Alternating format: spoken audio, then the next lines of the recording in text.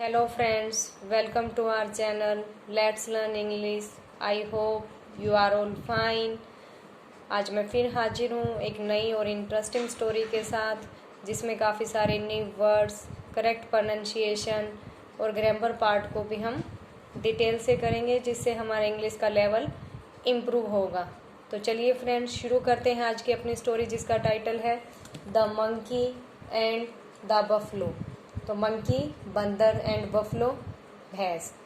Once there live की second form है lived. जैसे आपको पता है कि स्टोरी सिंपल पास्ट में होती है तो हम काफ़ी सारे वर्ब की सेकंड फॉर्म देखेंगे, लर्न करेंगे उनको। Once there lived a buffalo in a farm. एक फार्म में एक भैंस रहती थी। मिस्चीवियस होता है शरारती। एक शरारती मंकी बंदर also lived on a tree, रहता था ऑन ए ट्री, एक ट्री पर, इन द सेम फार्म, उसी फार्म में। दो यद्यपि ही, टर्बल की सेकंड फॉर्म है टर्बल्ड, वो परेशान करता था द बफलो, भैंस को, ऑल द टाइम, हमेशा, पूरे time. The latter never complaint, फिर भी वो बाद में भी वो उसको क्या कंप्लेन नहीं करती थी कभी भी। The monkey and the buffalo were always the topic of discussion among the other farm animals। तो बंदर और जो भैंस थी वो हमेशा डिस्कशन का टॉपिक रहते थे among के बीच, the other farm animals, दूसरे फार्म के एनिमल्स के बीच। they would say, वो कहते थे, why on earth does the buffalo tolerate the monkey's pranks।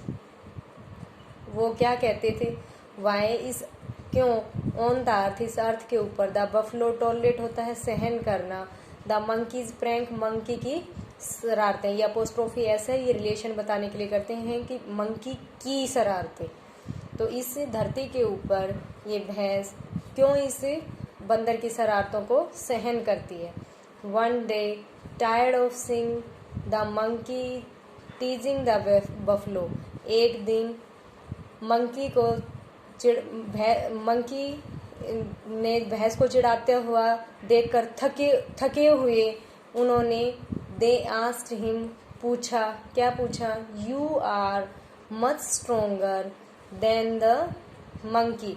जब हम कंपैरिजन करते हैं तो हम कंपैरेटिव डिग्री लगाते हैं और देन का यूज करते हैं, तो स्ट्रोंगर यहाँ कंपैरेटिव डिग्री है हमारी। तो you are much stronger than the monkey, आप बंदर से ज़्यादा शक्तिशाली हो, स्ट्रोंग हो।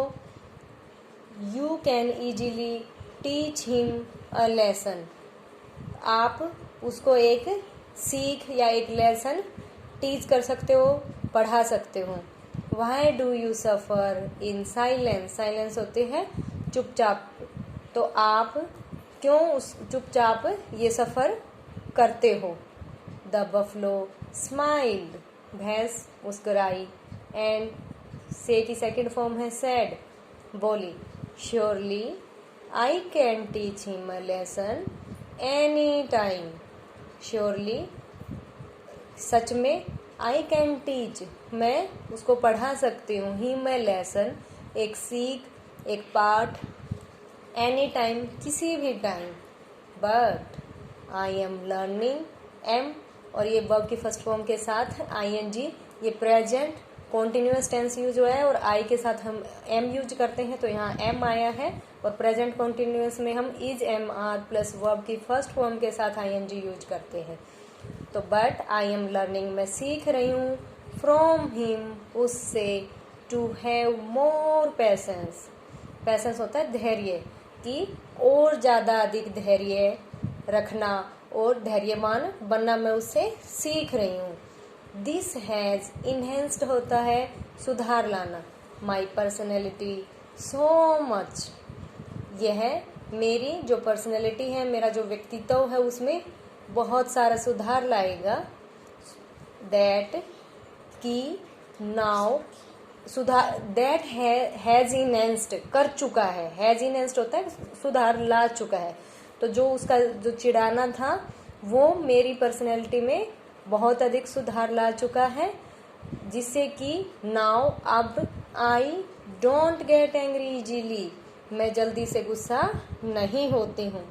Rather I want to thank him for this, इसके लिए मैं उसको धन्यवाद करना चाहती हूँ, धन्यवाद करती हूँ।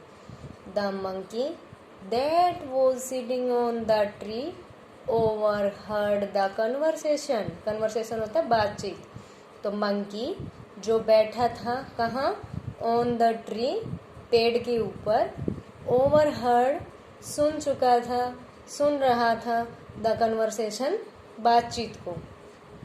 द रेपिटेंट होता है पछताने वाला, यहाँ पर ये एडजेक्टिव है क्योंकि ये मंकी नाउन है और उसको एक्सप्लेन कर रहा है, उसकी क्वालिटी बता रहा है, तो वो एडजेक्टिव है।